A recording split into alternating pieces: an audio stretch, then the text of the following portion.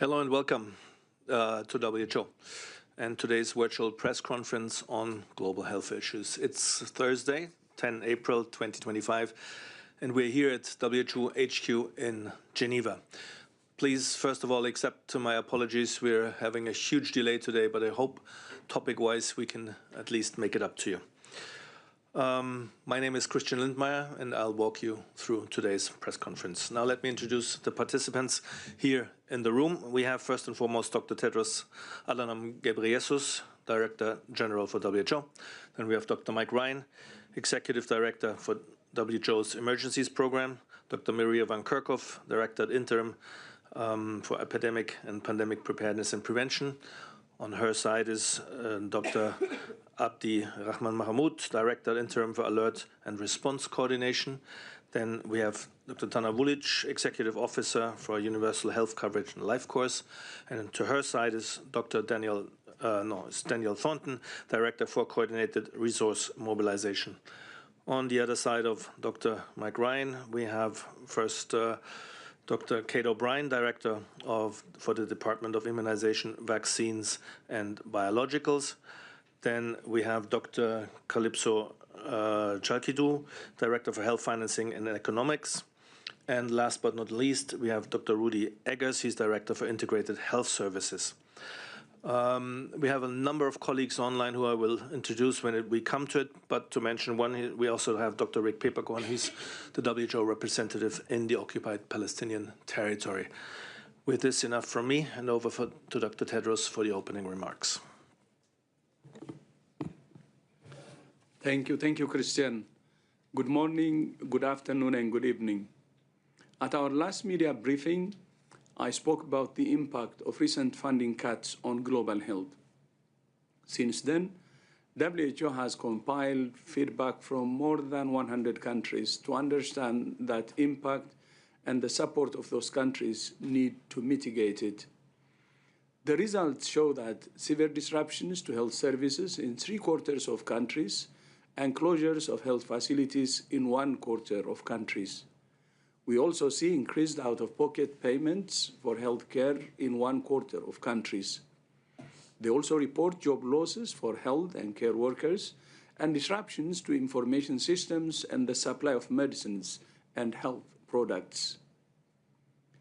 In response, countries are revising budgets, cutting costs, and strengthening fundraising and partnerships. WHO has been working with countries for many years to support them to transition away from aid dependency to sustainable self-reliance based on domestic resources. We are now supporting countries to accelerate that transition, to avert the health impacts that these sudden and unplanned cuts are having. For example, South Africa's parliament has approved an additional $1.5 billion for its health budget this year. Nigeria has allocated an additional $200 million to health in its 2025 budget. Kenya's Health Ministry has requested an additional $250 million from the National Treasury to support health services. And Ghana and many others are also taking steps to bridge their financing gap.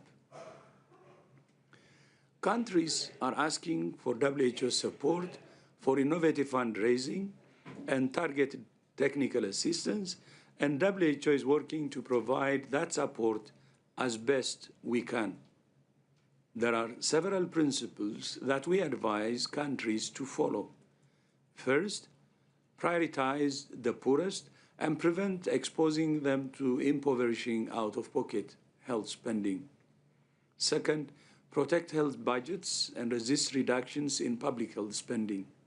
Third, donor funds should be channeled through budgets instead of parallel donation systems and aligned with national priorities based on one plan, one budget, one report. And fourth, avoid cutting services or closing facilities and absorb as much of the impact as possible through efficiency gains in health systems. These can include improving procurement, minimizing overheads, pooling purchasing of goods and services, and using health technology assessment to guide decisions on which services and products provide the biggest health gains for the money. There are also several tools that countries can use to generate new sources of revenue. In the short term, immediate measures include introducing or increasing taxes on products that harm health, including tobacco, alcohol, and sugary drinks. Countries including Colombia, the Gambia, Philippines, South Africa, Sri Lanka, Timor-Leste, Thailand, and more have all introduced such taxes in recent years and seen consumption decrease and revenues increase. In the long term, countries that don't already have social and community-based health insurance can introduce it, in which individuals or families contribute a small amount to a fund which finances health services. Not all of these measures will be right for every country, especially countries that have weak tax collection or a large unregulated informal sector. These countries will require significant loans from development banks at concessional rates and the right terms. WHO is working with affected countries to identify which measures are best for them and to tailor those measures accordingly. Now to Gaza, where a complete blockade since the 2nd of March has prevented all food and medicine from entering into Gaza. In addition, in the past week, 75% of UN missions within Gaza have been denied or impeded. This blockade is leaving families hungry, malnourished, without clean water, shelter, and adequate health care, and increasing the risk of disease and death. WHO took advantage of the precious ceasefire to resupply the health system and our warehouses. After 6 weeks of blockade, those supplies are dangerously low and will run out in 2 to 4 weeks unless the siege is lifted. 180,000 doses of routine childhood vaccines, enough to supply and protect 60,000 children under the age of 2, have not been allowed to enter, leaving newborns and young children at risk. Since the breakdown of ceasefire, almost 400,000 people are estimated to have been displaced again, with no safe place to go, and almost 1,500 people have been killed, including 500 children. The health system is only functioning partially and is overwhelmed. Meanwhile, healthcare continues to be attacked. Since the conflict began in October 2023, more than 400 humanitarian workers have been killed. On the 23rd of March, the Israeli army attacked a medical and emergency convoy, killing 15 health and humanitarian workers. Despite security risks, access restrictions, and dwindling supplies, WHO is staying in Gaza and will continue to deliver supplies, train health workers, support emergency medical teams, medical evacuations, surveillance for epidemics, and primary healthcare centers. Yesterday, WHO and our partners evacuated 18 patients and 29 companions to Norway, Malta, Luxembourg, and Romania. However, more than 10,000 other patients are still awaiting evacuation. WHO calls for the urgent lifting of the aid blockade, the protection of healthcare, unimpeded humanitarian access across Gaza, the immediate resumption of daily medical evacuations, the release of hostages still detained in Gaza, and above all, a ceasefire. Peace is the best medicine. Now to Myanmar. 10 days after the earthquakes that hit Myanmar, over 3,600 people have been reported dead. 5,000 are injured, and almost 200 remain missing. Across the affected areas, people continue to face significant health challenges, including trauma-related injuries, mental health issues, and lack of access to care for non-communicable diseases, including diabetes and cardiovascular disease. With limited access to safe water, sanitation, and hygiene, there is an increased risk of disease outbreaks, including cholera, malaria, and dengue. 5 health facilities have been destroyed and 61 damaged. WHO and our partners are strengthening disease surveillance, and we have deployed experts to support response operations.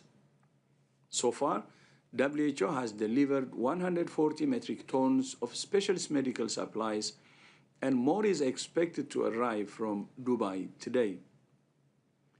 These supplies are being used by mobile clinics, providing emergency care to the affected communities.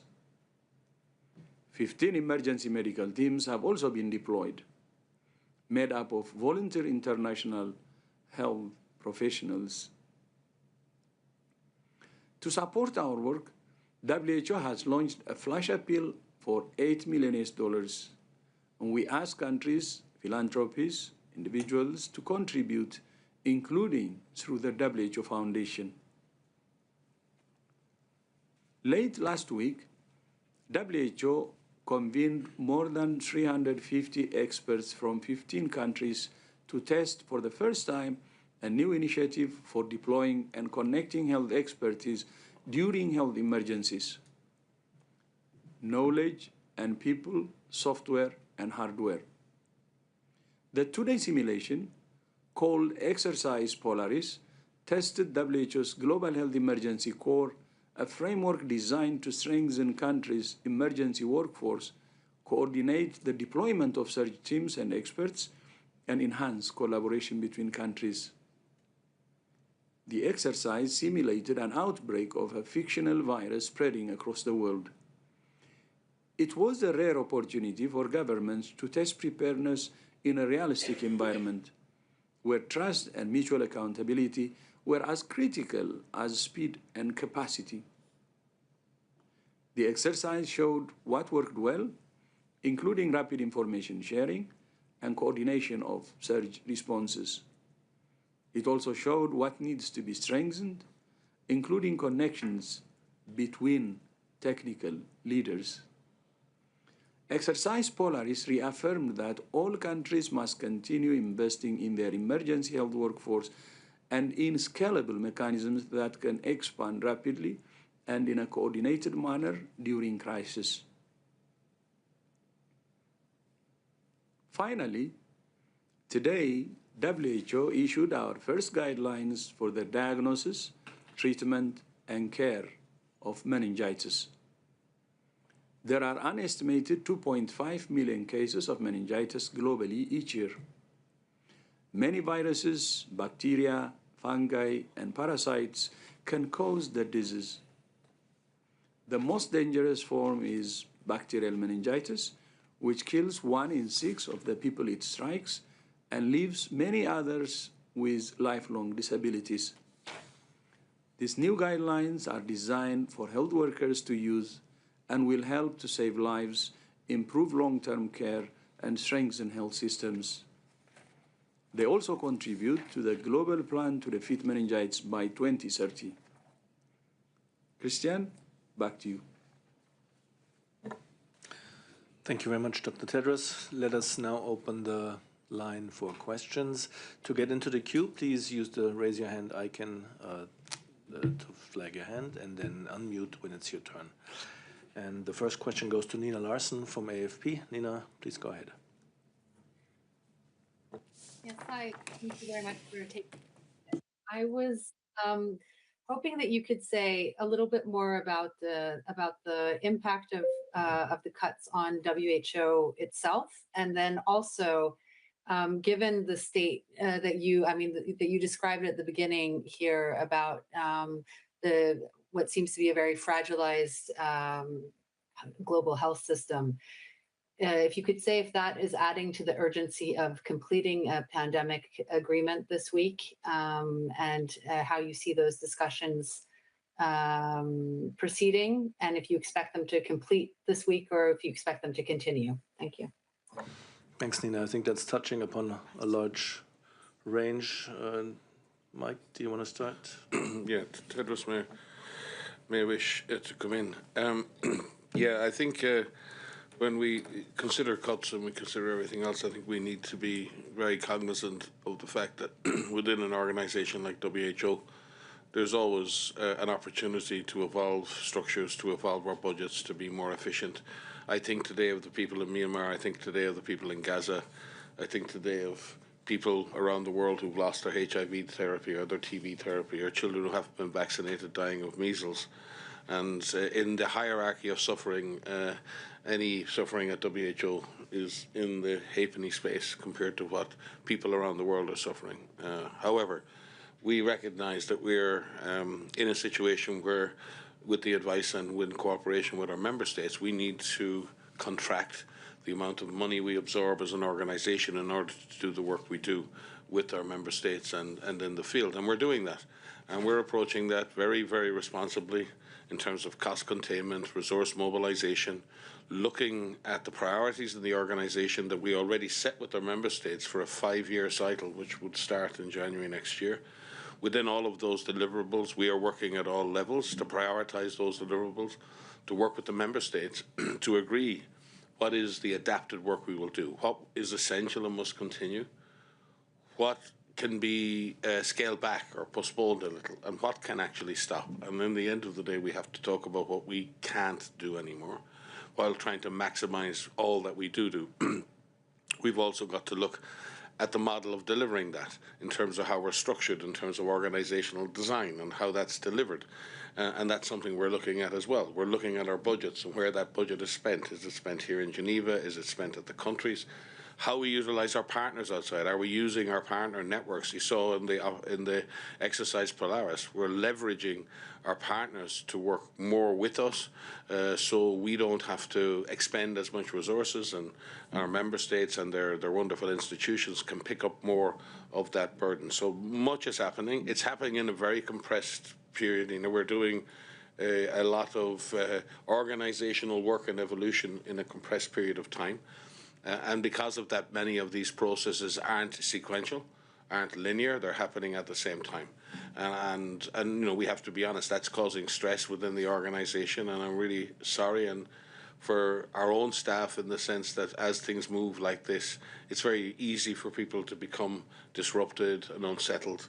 And I have to say, I admire the staff of the World Health Organization and the way they have faced this difficulty with huge courage, but also with the needs of the people we serve right at the center of their concerns. And I believe when you focus on the people that you serve, you tend to find ways to get that done better and get that done more efficiently. So I'm really pleased with the process so far. We have some deadlines. We have to have a new budget on the table for the World Health Assembly, and in reality, in advance of the World Health Assembly, so the member states can consider it. And in line with that new budget, there will have to be a new set of priorities and obviously an organizational design that can deliver that. We hope to deliver that on time. We will deliver that on time. If I'm looking to the man to my left, we will be delivering that on time. And the organization, the stimulus for this is obviously something that we didn't want. Neither did health systems in the countries need this stimulus. The good thing is our organization, through many years of transformation, has become quite agile, and we've become quite adaptable. And similarly, at health systems at national level have actually had to adapt to a lot of changes in the international financial situation. They've seen donor funding dwindling over time. They've had to look for other sources of domestic financing for their health systems. So in a sense, the team here in Geneva, working with Dr. Tedros, have been working for years. In fact, I think part of Tedros' manifesto coming in was to transform the way health systems were financed. So this stimulus is not welcome because it introduces a level of sometimes panic to the process, and everyone gets very scared. But I think the outcome of this, as was DG said in his speech, is an acceleration of what's already been done. And we may be able to come out at the end of this as an organisation, but also as health systems in better shape. But not because of this stimulus, because the system, our systems and government systems have already been adapting to the realities of a new world over half a decade or more. With regard to the pandemic agreement, yes, I mean, clearly the pandemic agreement is not a panacea. It deals with the future pandemic. It doesn't deal with all of the issues that concern people's health around the world. But there is no question that having a framework for cooperation between sovereign states when it comes to the next pandemic is the basis for collective action that is needed, it is required, and it will save lives. And it will be an efficient way to deliver. Recent modelling done with the World Bank and others looking at financial impacts of pandemics and annualising the cost of pandemics over many years show that if any agreement or any action or any investment were to shift the trajectory of the next pandemic by 1% or more, it would pay for all the preparedness activities that are envisaged. If someone asked you, if you give me 1%, if you move or change your behaviour 1%, you're going to get all of the resources you need to be able to live your life as you want. You'd say, wow, only 1%. So that's really where we are. Small changes in the trajectory of the future pandemic will save hundreds of thousands, if not millions of lives. And the member states are downstairs right now. They're negotiating. I must say they're incredibly hard-working people. They've been here every night this week until after midnight. They're doing their best and they're making steady progress. But there are difficult issues on the table, and this is where we all have to respect the sovereignty of each nation to approach a negotiation coming from their sovereign position and then seeing what they can do to work together. This agreement is not an agreement between WHO and nations. This agreement is an agreement between sovereign nations for collective action, which WHO will obviously support and facilitate depending on what they agree. Nothing is ever won until it's won, and nothing is ever lost until it's lost. So I won't presume to make a calculation as to how far forward we are.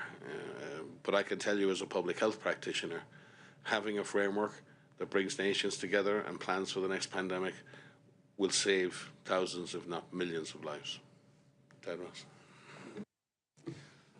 Thank you, Mike. I think Mike has covered most of it, but I just wanted to focus on the impact on WHO. Of course, in my speech, I focused on the impact of the countries affected because of the termination of the aid. But as you know, WHO has also been affected. We actually saw this coming. And as Mike said some years ago, this is in 2017, 2018, one of the major risks we have identified, not actually one of the major risks, the major risk we have identified was WHO's reliance on few traditional donors. And we said at that time, we need to stop this. Because if any one of the traditional donors withdraws, we may not be able to absorb the shock. So that's why we have decided at that time, as part of the transformation, to broaden our donor base. And we have developed several instruments, for instance, the investment round, which is starting to deliver. The WHO Foundation was established, which is starting to deliver. And also we asked our member states to increase the membership fee of the 194 countries, which broadens the donor base. And of course, we saw it coming, although we didn't expect that it would be the US, but we knew it could, any one of the traditional donors could do that. And that's why we had the instruments. So the solution going forward is to accelerate the implementation of the instruments we have designed to broaden the donor base. And the outcome of the implementation of this reform will be a WHO which is stronger and even more empowered that can absorb any shocks in the future. So this is something we have actually identified as a problem, and which we have instruments to tackle. Then it's a matter of accelerating those instruments. And then on the changes we're doing in order to address some of the acute challenges, as Mike said, we're doing prioritization, trying to focus on core value, and WHO will definitely be right-sized, sharpened, but we can make it more impactful as well. So that's what we're doing, and I hope this is an opportunity for WHO to emerge stronger and more empowered. So the prioritization and so on is also another area that we hope will help us in strengthening the organization. And then the last on pandemic agreement, I just wanted to add only, and just say what actually Mike said. The member states are working very hard, late into the night, and so impressed actually, and listening to each other and addressing the concerns that are coming from member states and finding a middle ground. And I think with that kind of commitment, I hope they will reach a deal. And but what I see, the hard work and so on, is very impressive, and I hope they will reach a deal. They should continue to listen to each other and find a middle ground, of course, but I hope they will do that. Thank you. And Christian, back to you. Thank you very much, both Dr. Mike Ryan, Executive Director, WHO Emergencies, and Dr. Tedros. Next question goes to Carmen Pound from Politico. Carmen, please go ahead and unmute.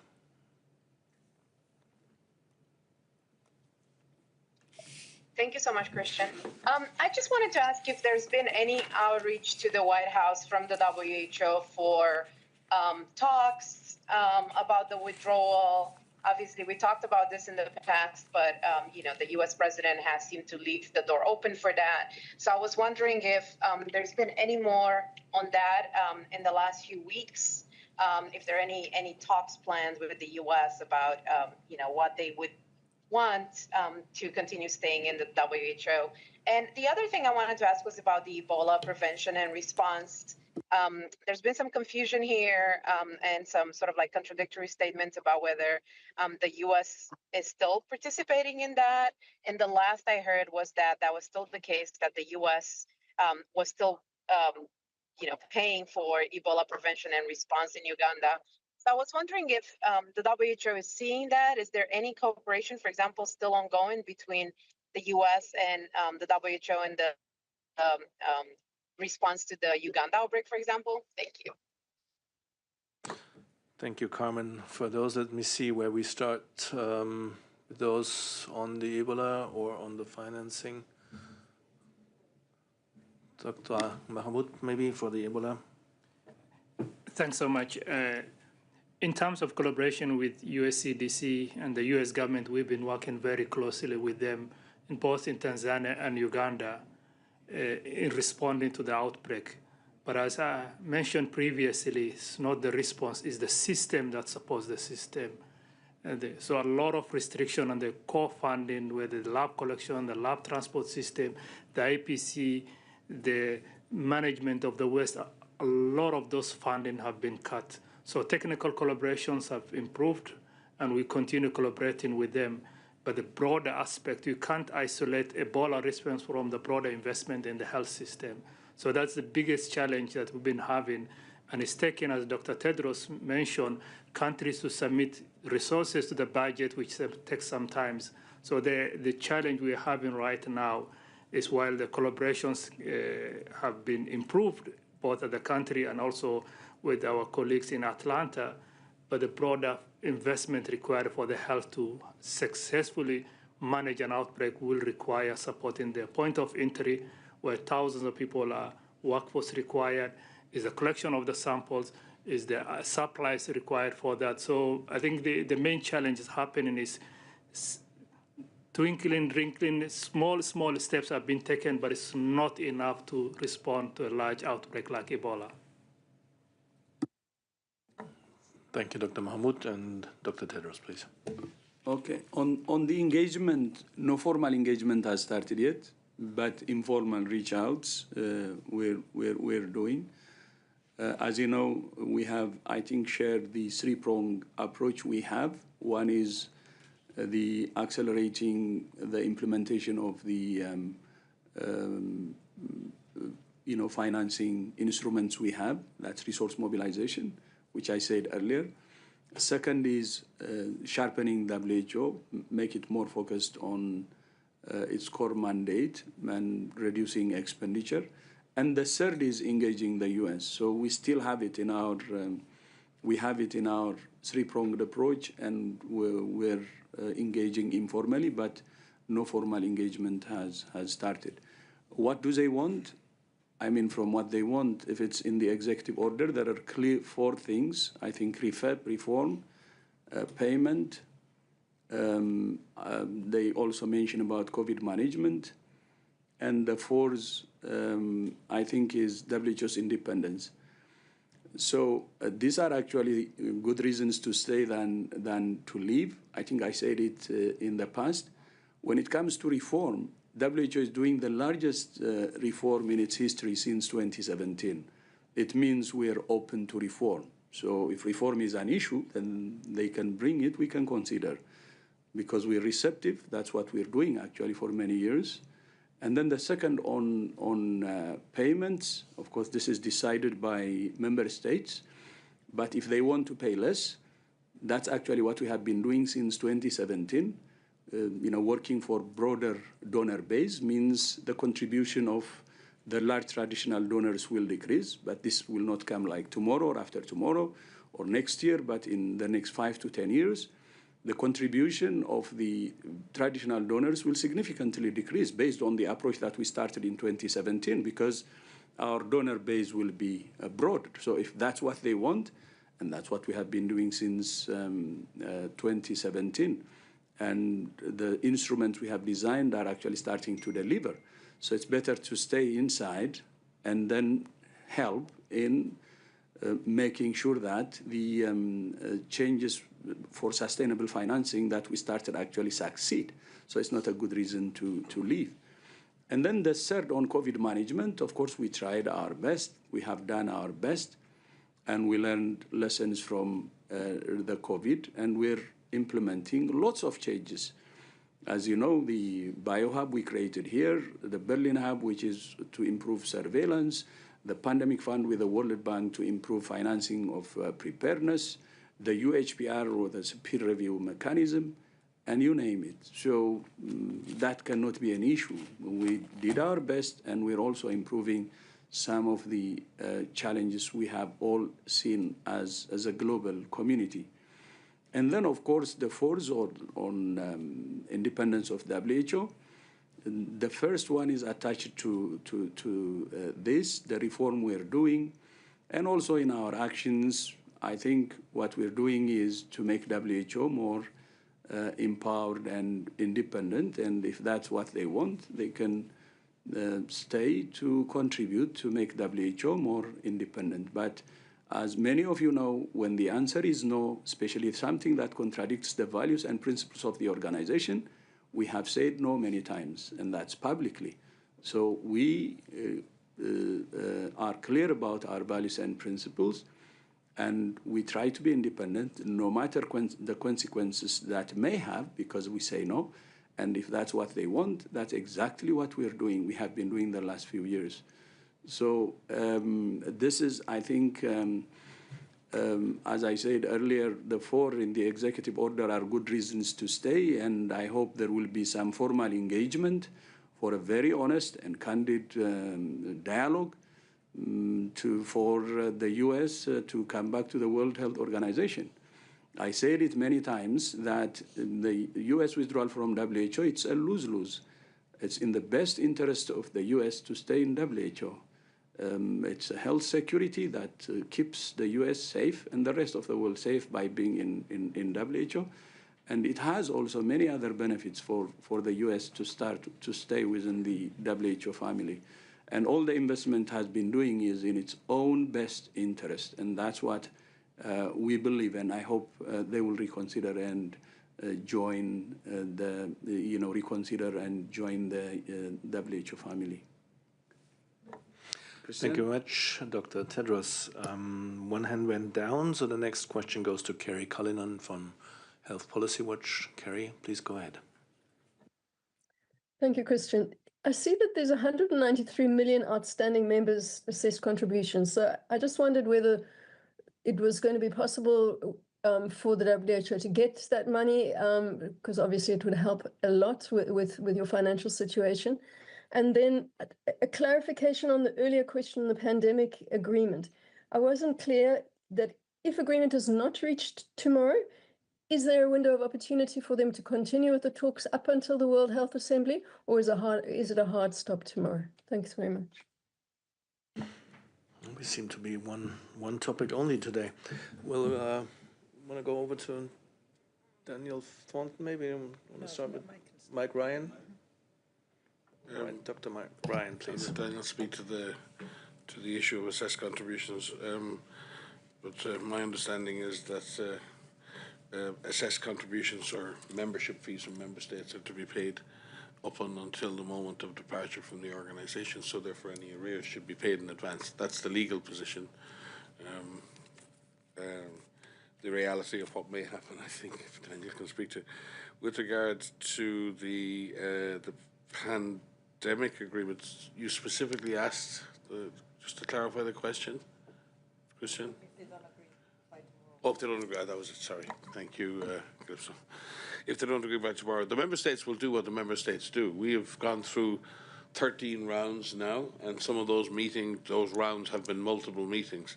And at any time that the member states require more time, the Secretary will do whatever it takes to get them more time, to get them venues, to create the conditions in which they can negotiate. The reality is we're up against that time now. And if you consider that many member states will have to consult their capitals or will have to go back and have a discussion with higher authorities, the practicalities of having more negotiations before the Assembly and then going back to capitals so ministers of health can come here. Remember, the meeting in May, the World Health Assembly, is classically a meeting of ministers of health. It often involves heads of state, quite frankly. So the people who will make the agreement at the Assembly are at a higher level. So you can imagine that the sooner negotiations can be concluded, the sooner we can prepare that process. They don't have to have every I dotted. They don't have to have every comma agreed. There can be a few little things that need to be resolved. For example, the text will require a kind of a legal oversight, and the legal teams in countries.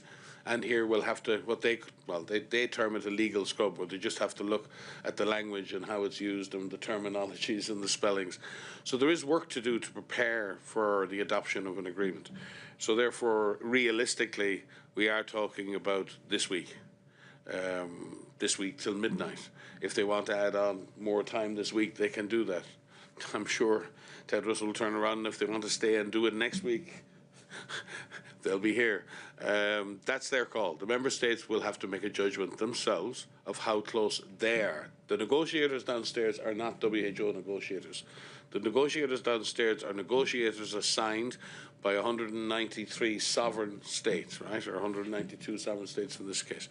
And they will decide what happens next, and we will facilitate whatever they wish. We will obviously offer them advice around timelines and what's realistic and what can be done in advance of the Assembly. So, as Tedros said, they're making progress, and we will wait till tomorrow. I'm always someone who's very reticent to admit that you won't make it and then add on more time, because in my world, work fills time, and if you make more time, the work will just stretch out to fill that time. Now, there is a time that's needed, and there are real issues. Member states, people may mock them and say, oh, there's only a word here and a word there, and why can't they agree? Some of these things have meaning legally, they have meaning politically, they have meaning ideologically. And getting member states, the great thing we should celebrate is that there are currently over 190 member states in a basement trying to find a way to work together. trying to find language that will protect 8.5 billion people from the next pandemic. We should be celebrating the very fact that they're in the room, given everything else that's happening around the world, geopolitically and geoeconomically. This is a real shining example of our leaders, the people you all out there vote for, the people who you call your governments, are desperately trying to find a better way to do business together when it comes to protecting the world's population from the next pandemic. They should be commended for that. They should not be mocked for making slow progress. Things that matter sometimes take time, because if they're done properly, they will last a long time. And the more care we take now, the more chance we have to have a robust agreement that all member states will buy into and will live by and abide by. And for me, that's a very important process. For us who work in the front lines, I look at these texts and you can say, oh, what difference does it make? It makes a huge difference, because what it does is it sets out the rules of the game between member states. It sets out the aspirations of the member states, and it gives us working in public health the kind of support we need. It is exactly the same as a police force or any other thing you want to do. If you operate outside rules, then the rules are only as good as the rules I made up yesterday. The great thing about an international rules-based system is we all agree how the game is played. And we really do need to play a better game in the next pandemic. And this is the way to do it. Okay, I will take the assess contribution. On the assess contribution, the member states have agreed to increase the assess contribution or membership fee in 2022 by 50%. This is part of our reform, sustainable financing, as I said earlier. And the 50% is paid through installments. And the installments, the first installment was paid for the program budget 24-25 after the decision in 2022. So this has nothing to do with the US withdrawal. This is something that's part of the reform we started in 2017, and the decision has been made in 2022. The first installment has been done for the program budget 24-25, and we hope the subsequent installments will also be done in due time. I think the 50% is expected to be completed by, that's the 2030-2031 program budget. By the way, this increase of 50% agreed by member states is the largest in the history of the organization. The assessed contribution has been very constant until 2023, with slight increase, I think twice or three times, for a maximum of 3%. This shows the commitment of our member states to ensure sustainable financing for the World Health Organization, because that, I think, funding, membership fee, ensures WHO's empowerment. So we hope member states, as per their decision, they will honor their decision, or as per their pledge in 2022, they will honor their pledge, and that's what we're expecting. Thank you. Thank you very much, Dr. Tedros. And now the next question goes to Priti Patnaik from Geneva Health Files. Priti, please go ahead. Hi, thanks for taking my question. I was wondering if WHO wanted to comment on, the slew of tariffs that have been slapped across countries and how that impacts pharmaceutical supply chains, not just medical products, not just medicines, but also other medical products. Has there been an assessment of what it's going to, how it's going to affect your operations on the ground, for example, apart from increasing costs? Thank you so much. Thank you very much, Priti. I'm looking at Dr. Chalkidou. She's Director for Health Financing and Economics. Calypso, please. Thank you. Thank you. Yes, the tariffs are a big problem. And the problem is also that when it comes to sub-Saharan African nations, some of the poorest nations with the smallest economies, the weakest economies, seem to have been the worst hit. So countries such as Lesotho, Madagascar, Cote d'Ivoire, a large chunk of their GDP could be wiped out by the tariffs if they continue, if they're sustained. And these are the very countries where external aid, a large chunk of which does come from the United States, is also critical to finance their healthcare system. So some of these countries, up to 30 or 40% of their total spend on health comes from aid, and a large proportion of that is US aid.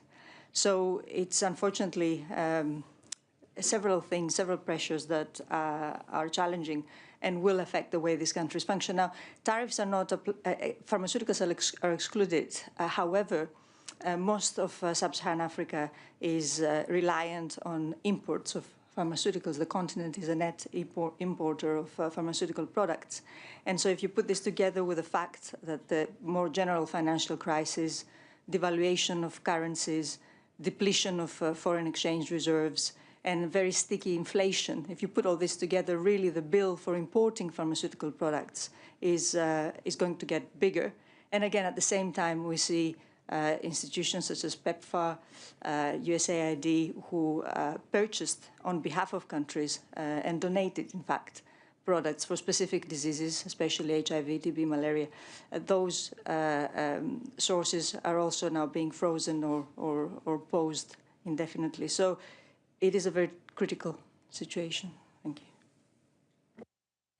Thank you so much, Dr. Jacquidou. And it looks like the next and last question goes to Jen Rigby from Reuters. Jen, please go ahead. Hi there, thanks for taking my question. I just wanted to ask about the measles outbreak in the United States and if WHO would like to see any more action being taken, and also if WHO is working with or hearing from the US CDC about that, since I think we had a notice out at the end of March, so a little while ago now. So yeah, an update on that, and is enough being done?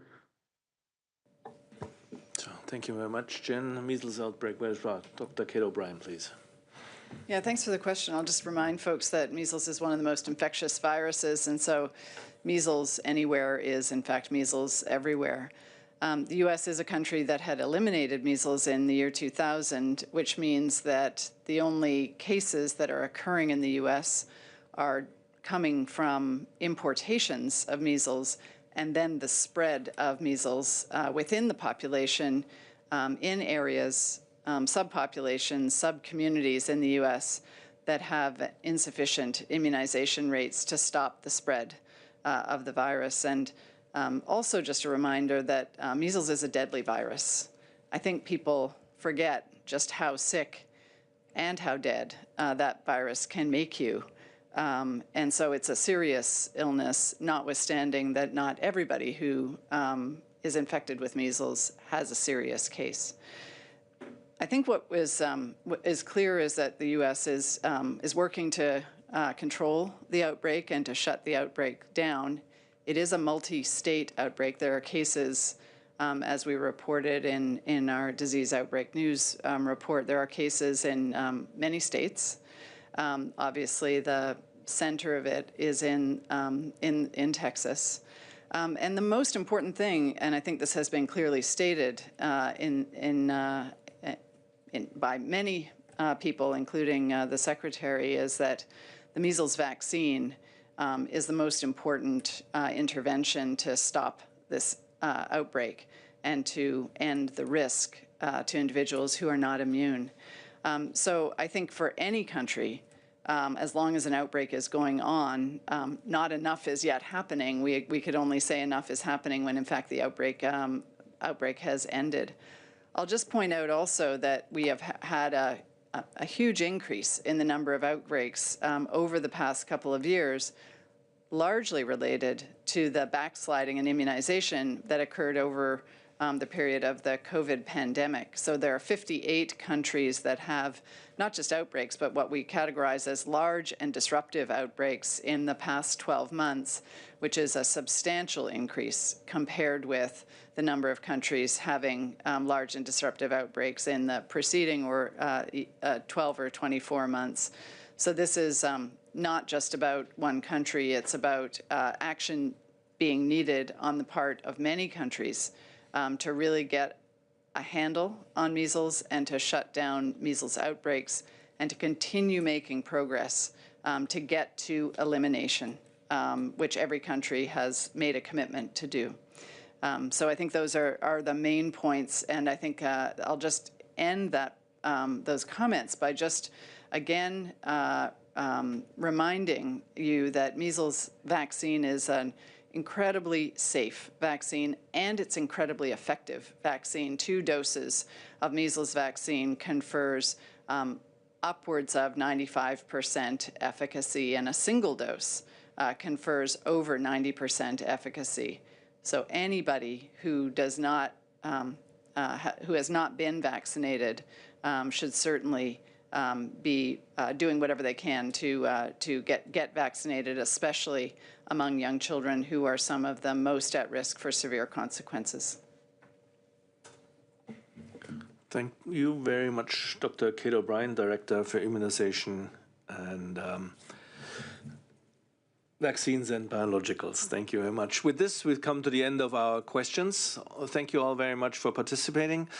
We will send the audio files and Dr. Tedros' remarks soon after this briefings. For all other questions, please write to mediainquiries@who.int. And with this, over from me and back to Dr. Tedros for the closing remarks.